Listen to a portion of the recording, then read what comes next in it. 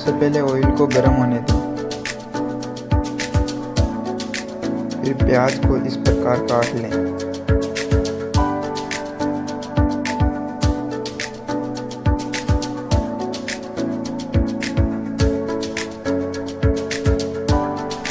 गरम तेल में गरम मसाले मिला दें।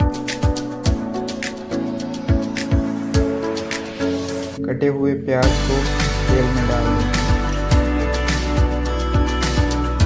मीट को अच्छी तरीके से धो लें।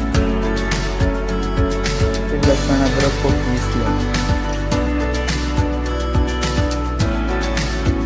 फिर टमाटर को काट लें। टमाटर को तेल में डाल दें।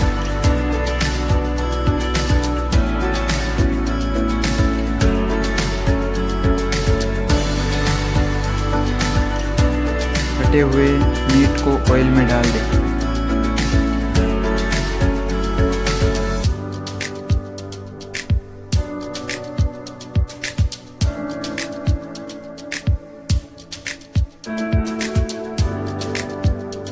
एक चम्मच हल्दी का डाल दें।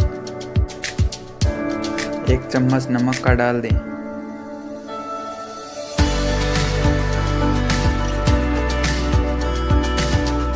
फिर अपने स्वाद के अनुसार लाल मिर्च को डाल दें। 2-3 चम्मच दही के डाल दें।